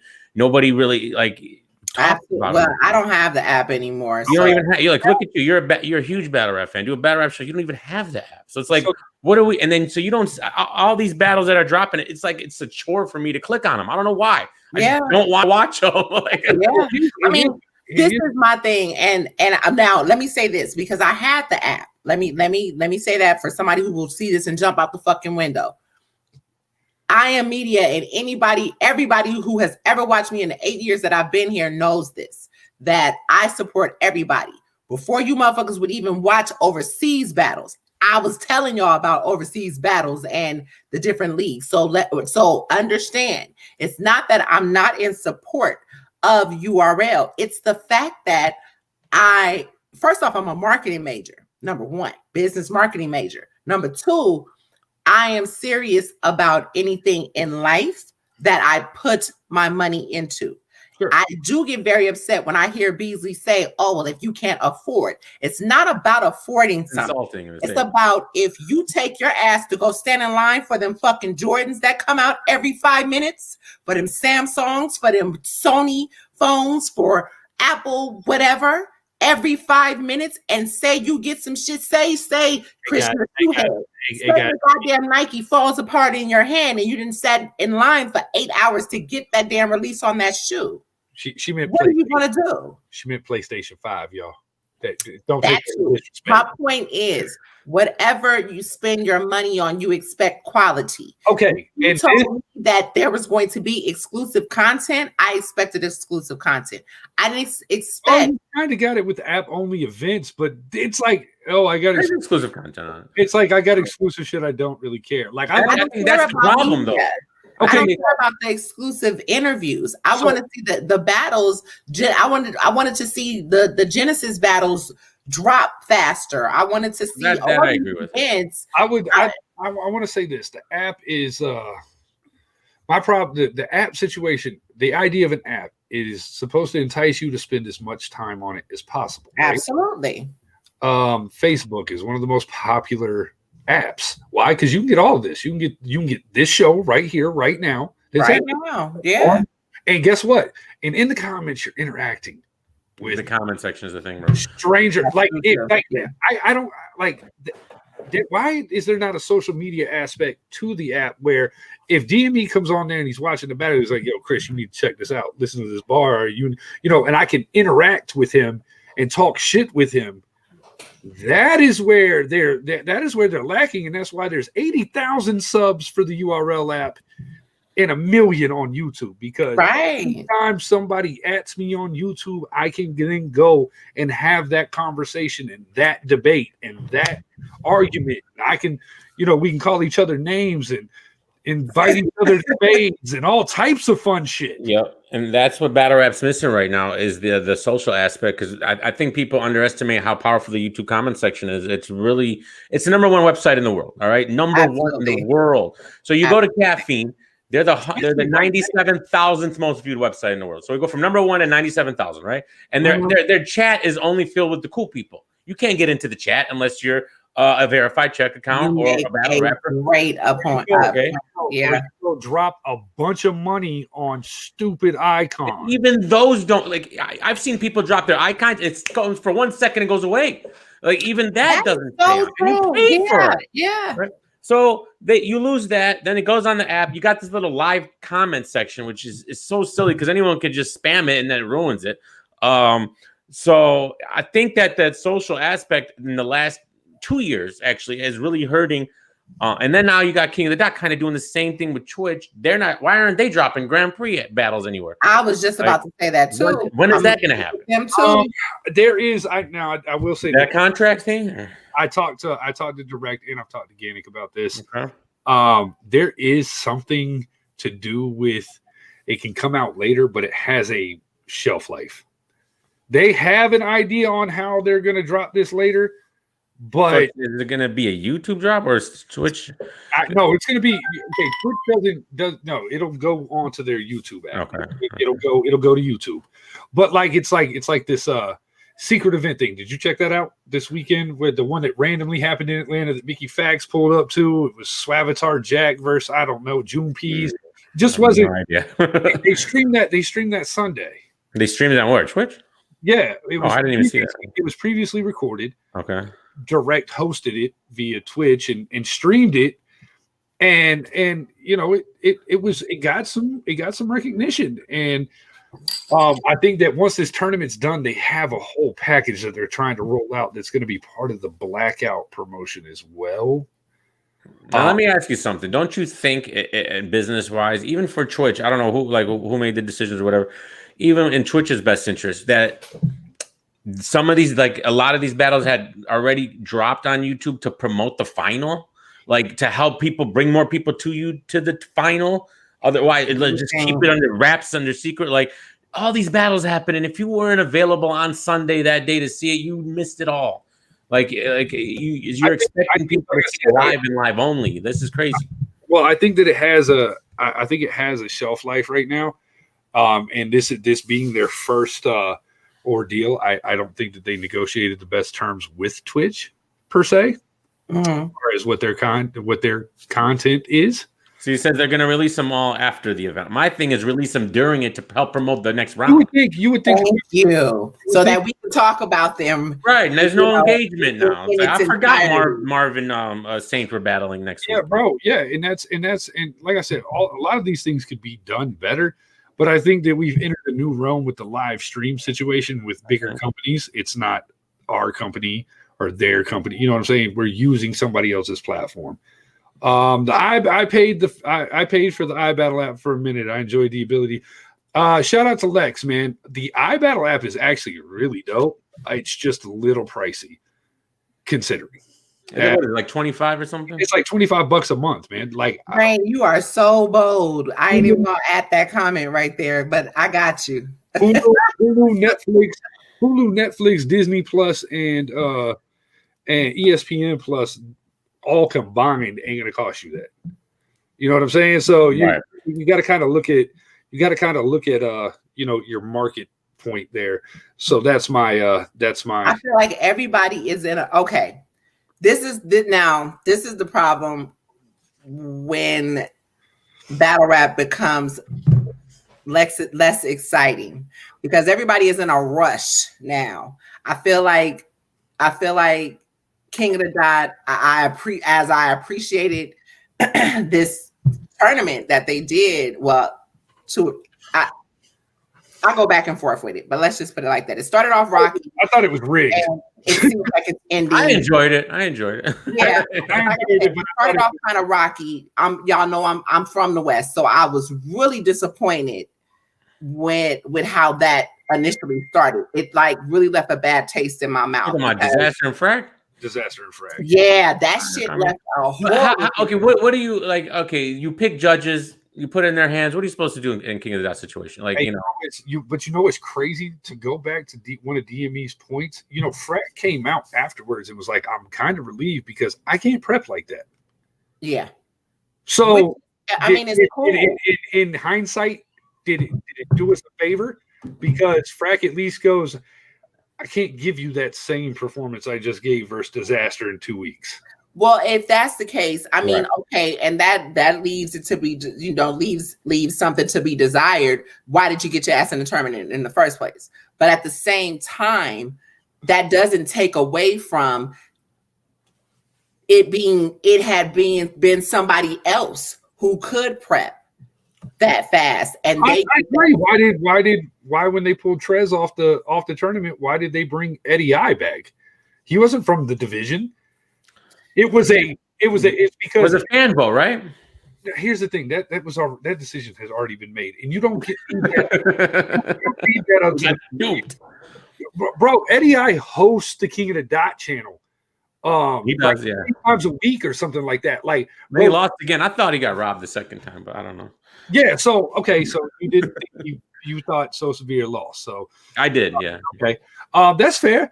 But here's the thing: why wouldn't you have just brought back Lada Zay, who Trez battled? Like again, it's a business move. Mm-hmm. It's a stream thing. What's gonna bring the attention? Because that's the thing. I don't know if how many of y'all really fuck with Twitch or stream on there or are familiar with. I have a camera on there. I used to stream on there some video games and stuff. Okay, a while back, like so, ready to go. So if you noticed, some of their events like the Northwest Division, or the North Division, it didn't get promoted on the main page.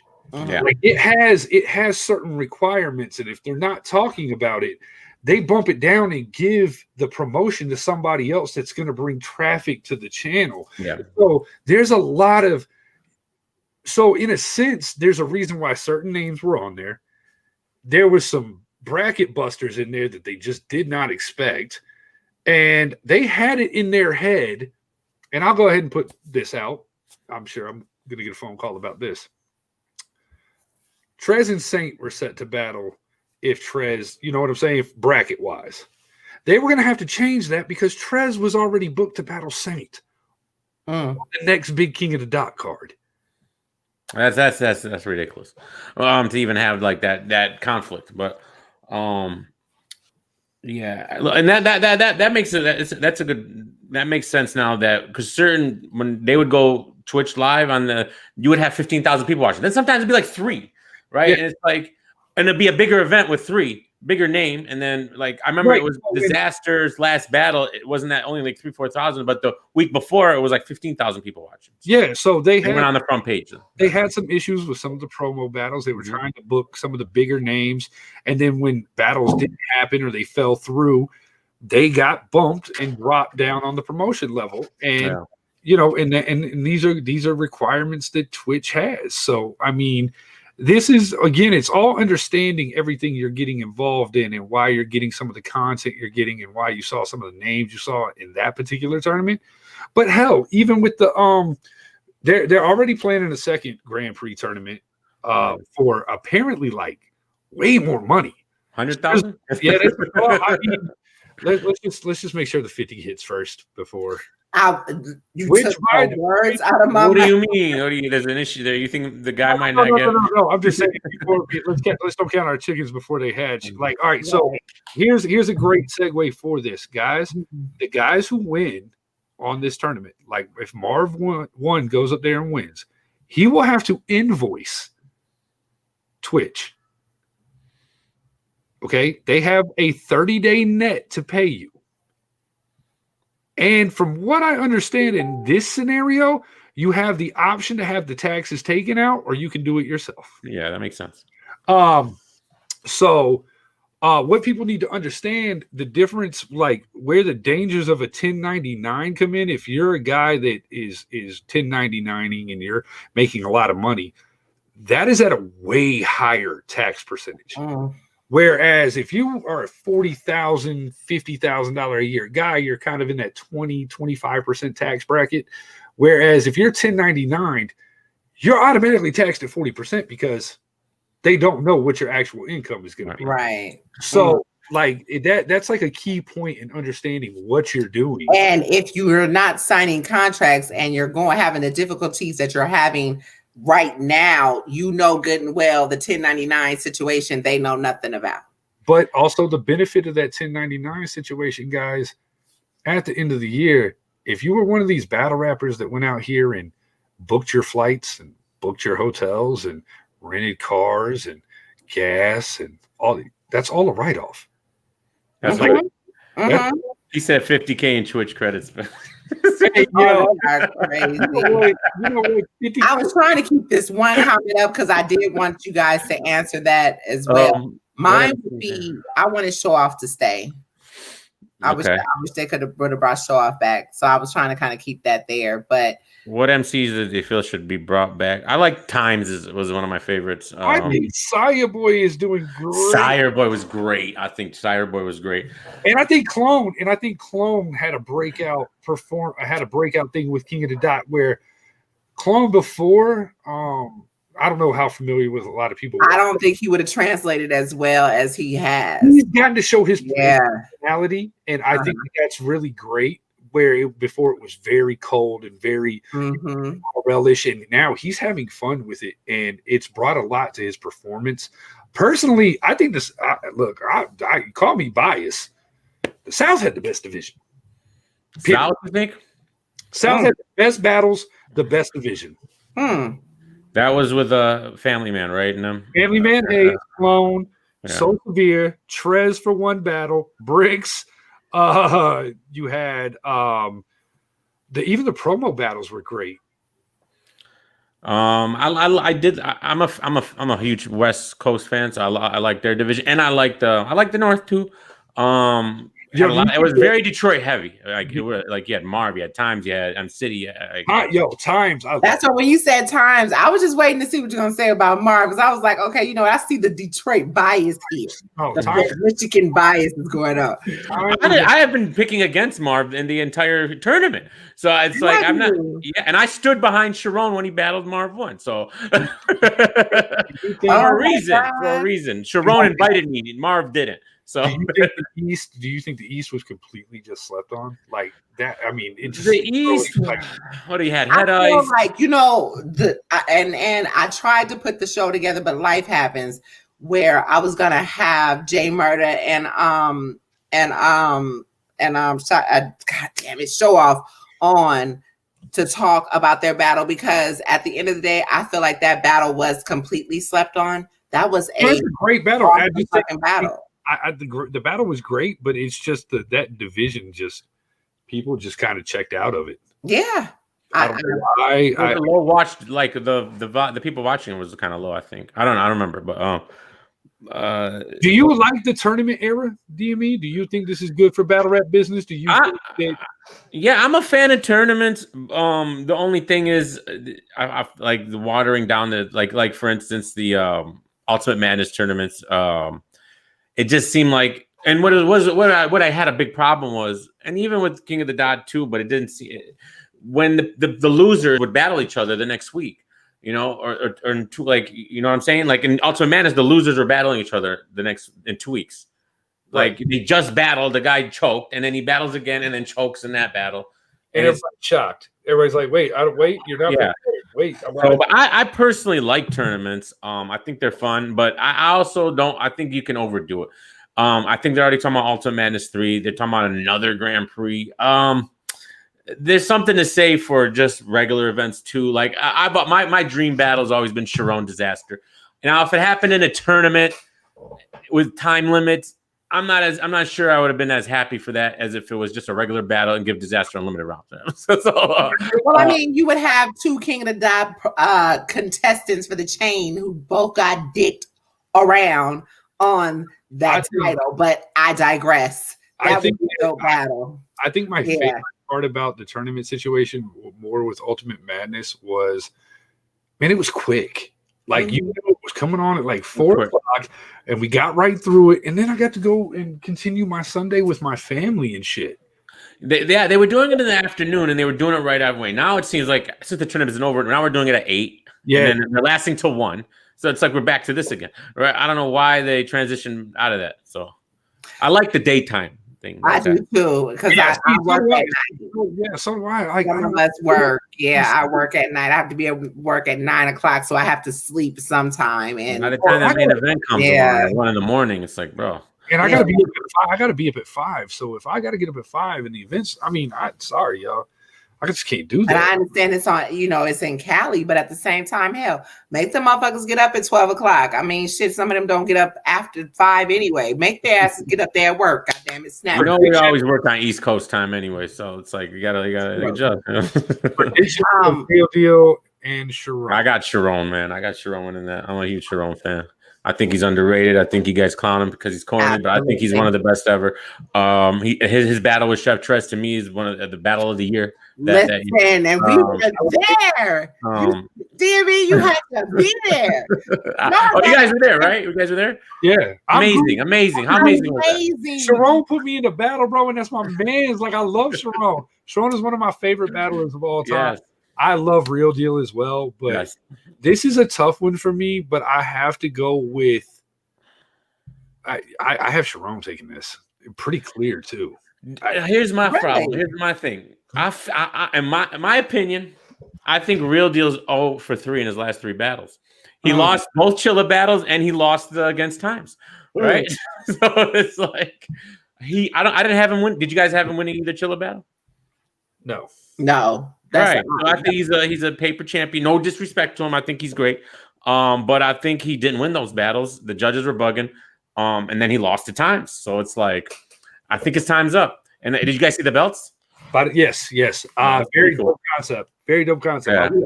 Yeah. By the way, I have Saya Boy, Family Man Hayes. It's Saya Boy to me. Will always be Saya Boy. I have Saya clearly beating Diz. It was close. It was close. I thought Sire was great. And you know what I hate? Because I can't go back and watch it. That's my problem with these. Like I like to watch these things again. So I don't know. Reasons for it being clear. I don't think Diz won clear, but I think I had my recap had Diz winning 2-1. But I don't think it was clear. No, I even said I wasn't mad at that was Sharon and Real Deal. Why I have it going for as clear? I think Sharon is just an enigma when it comes to his ability and working within the room of what he's got. And I think that Real Deal is a little dry at times. And Sharon just had especially. Oh, wait. Okay, wait. So wait a minute, Jimmy, are you talking about the Real Deal Sharon? Or are you he had a third battle. Are you talking about DME talking about the Chilla battles versus Real Deal? That looks like Real Deal. I'm confused because he's saying to you that he had Real Deal 1 and 3. So he didn't he battle Chilla before the championship matches? Both of them. Yes. I think he had battled Chilla 3 times total. So yeah, they had a battle. And by the way, they're all the same squad. Like that's like they're all the same squad. So matter of fact. Like Marv, Real Deal, Chilla. Oh, okay. Marv, Real Deal, Chilla, and Quest. Like, bro, like you can, like they want to all be booked together. Oh, that's what he's saying. Okay, he had Real Deal winning one of the 3 matches. Gotcha. Yeah. Okay, thank you. Okay, I was confused there for a minute. Yes, what it do, Shannon? Oh yes, hit those likes, share, subscribe. I'm actually the wing woman tonight. This is not my ship that I'm commandeering today. So this was a petty takeover, and I appreciate my sister for me come on to do this, and I really appreciate D and me coming on here, man. I always appreciate you guys having me. It's always a fun time. Yeah, no, I think, and this is a great conversation. This is a conversation I think we should have more of. With different topics. I think getting some battlers on here as well to talk about some of their experiences on what or why they don't do certain things or why they sign certain things or what the hype is about a 5-year fucking deal. Like, do you know how much money you would have to pay me to sign a 5-year contract? Imagine Battlerap in 2015, what was going on. Just think about that. You know what? Before I had to step away, that's something that I wanted to ask you guys before we go. In regards to those 5-year contracts. And, we pretty much have already, for those who may just be pulling up, we've already talked about those. You'll have to run it back because I'm not making no corrections. And you know how y'all the people like to run back and go tell them to come watch the fucking show. Because I'm not repeating what I said. I'm just going to go right into what I was mentioning. All right. So with the 5-year contracts or whatever, you have people who are getting 360 deals. You have people, because Chris, you have made a comment about travel and this and that and the other. See, the way that this situation works, the money, we hear about the money, but in certain cases, I'm not saying everybody, in certain cases, the money is spent before it's even time to battle. Deposits are gone. They're asking for extra from their back end because they got to get floated. Like, I just, and that, so for these up and comers, it's, if you're able to negotiate something, which is kind of crazy to me because some of them had already had contracts coming out of the PGs into whatever that you call it after ban. That's where they were already supposed to be getting $1,000 by then. Yeah, and I see, and that's my thing. Like, again, don't sign something that has an open pay scale.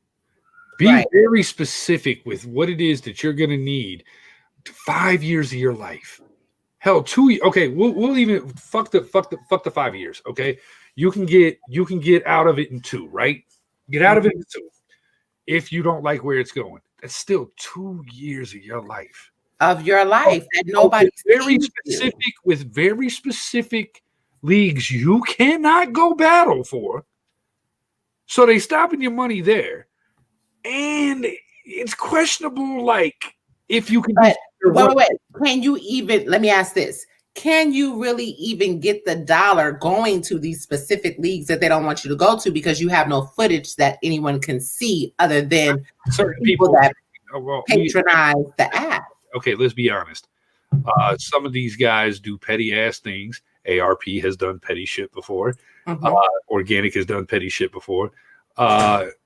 So yes, you just because URL wants you, it may be enough for one of these leagues to really want to book you to get you away from that. Like, he. Like, I'm sure Holmesy's been hit up by a few different leagues, the King of the Dots and everything like that. Why?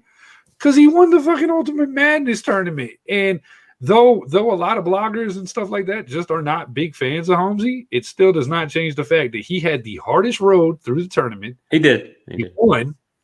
Yeah. Won. And now, even if URL shelved him, King of the Dot and RBE would gladly bring him over with open arms. Right. I don't know about that. Let me say this. And listen, Swamp, your house, rent was due. I just paid rent, buddy. I need half. I need my parts. Shout out to Swamp. I was just talking about you a moment ago. I wish you would have pulled up earlier. Let me say this to that. You've had a lot of battlers fuck that whole relationship up with anybody who's coming from URL. Well, you have URL. No, you once you do that, once you go to the dark side, you go hit the RBE stage. You've now they're done with you. P's openly said that. P's openly. I think that's so silly, though. It's such a silly way to do it. Silly, in my opinion. Why does it hurt them? Well, okay. So P says that business-wise, I don't get it. Go ahead. P says that, and you're right, because see, here's another thing where it's a flip-flop situation to me. We keep hearing that why should we put all this time and money to invest in them and then they go somewhere else? Now, when it's said every now and again, I kind of see, like I said, I'm summarizing, but I'm still going to stick, because me and Pete talked about this. I was very open about how I felt about it. Back in the day, this is what Arsenal and all of them done. This is why they are the super mega ticket sellers that they are today, because they were able to brand themselves with other places. But with URL, I don't understand why they're so petty and care. It's entertainment. They're putting on an entertainment show. So what does it matter if this guy goes here, makes a name for himself, comes back to you, and he's bigger now. He brings his more fans back to you now. But they want to put everybody in this league. It doesn't make any sense to me. I think it's a terrible way to look at it. They're looking at it as, we're the WWE. We're your UFC. You're going to sign contracts with us. You can't go nowhere else. That's, I think, a bad way to look how Battlerap is. Especially when you're going to call them anyway if they go over. Let's just put RBE. You're going to call them anyway if they go over to RBE. Am I lying? Okay, so here's my. And that's no diss to them. It's what it is. Battlerap. Nothing wrong with that. This is a business conversation, so let me break down a little business for you guys. For you Battlerappers that are watching, I get it. URL, the fans made the URL thing what it is. Like it's the only league that matters. Let me explain something to y'all. Now, this may not always be, because if URL is not around, does King of the Dot and RBE become competition?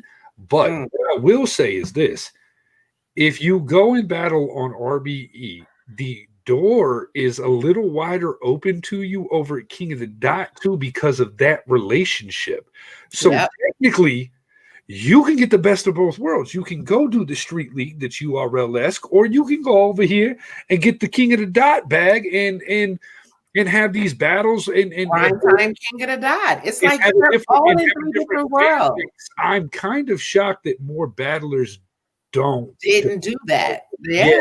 My question is, how does it hurt URL that if a battler goes to another league, makes a name for himself, and comes back? Why is that a problem? Why would you want him to bring the King of the Dot crowd over to URL? What do you mean? Like why are you blackballing going to URL or going over to King of the Dot if you're on URL? Why would you not want them to?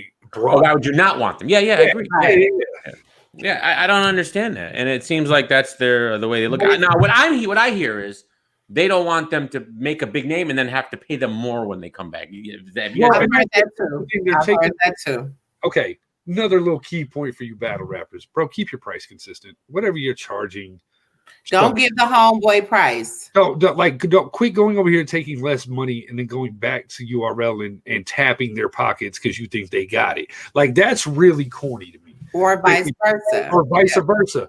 Don't go I'll never forget this. As Snake Eyes, man, I hate to throw you under the bridge, but I'm gonna do it in this situation because this was my experience with you, bro. I booked you for a price. You called me. You canceled for a URL battle, and you said it's gonna do more for me with him hitting the URL stage.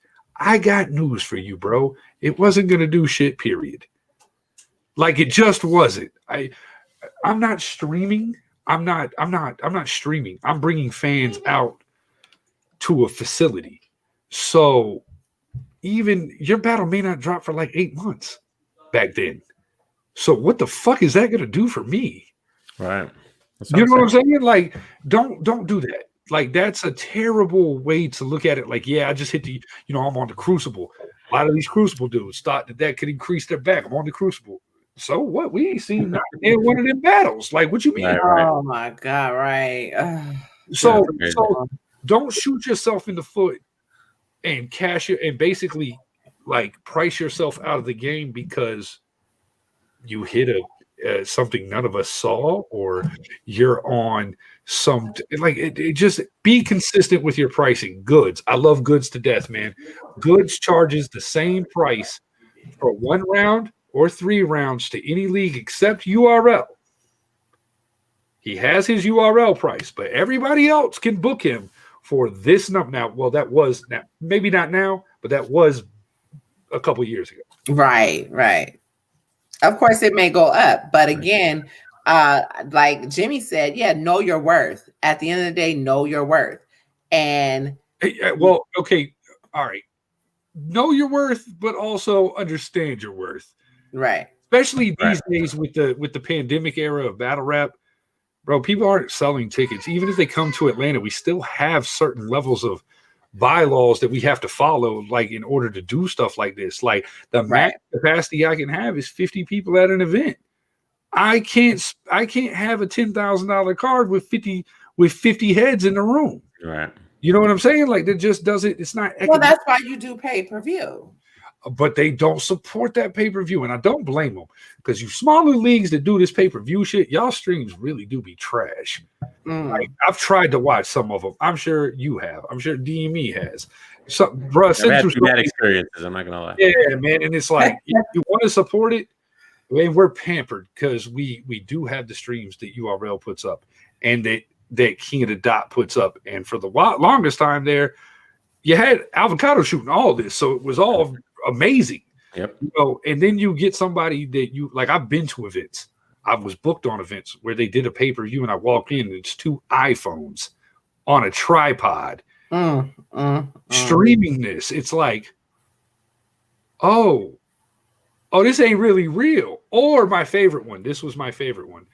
It was pay-per-view. Hey, Jimmy, that's going to be a little different with Snake Eyes, and I mean, he's actually said that too, and I actually spoke with P about that whole situation, and you know, of course, Snake has his side, P has his side. There's 2 sides in the truth. And the truth. There you go. Guys, I do gotta go though. I'm sorry, my people are here. So. Oh yeah, no, we were about to wrap up. It was wrapped up anyway. Yeah, but I appreciate y'all having me. This was a great conversation, and I'm always tuned in. So. Absolutely. Yeah, so tomorrow we will be having a midday show, Battlerap related. We already pretty much did our predictions for Grand Prix, so we'll be chopping it up about these battles because I have been so behind on battles, and I have to admit I just watched Danger and Kid Chaos. I'm sorry, I did. Amazing battle. I haven't watched anything. I haven't watched. It's amazing. It's so. Is it? That's what everyone's. I told you I have a hard time clicking on these battles. I don't know what my problem is. Yo, click on that. Click on that. I want to say this. If you enjoyed this show and the content that was provided tonight, if you learned something, please comment. Say y'all want to do this again. Was it insightful? Do you want to see this similar panel back again? Because I think that this was great insight from everybody involved. I really enjoyed this. It's probably one of my favorite shows I've ever done. Period. So I appreciate that, guys. Definitely. And appreciate, again, everybody supporting. To hit those like buttons, notifications. Again, let them know if you want them to do. I probably won't be on the shows every time. This is Chris's thing. But yeah, it's your boy, Mr. 1099. Mr. 1099.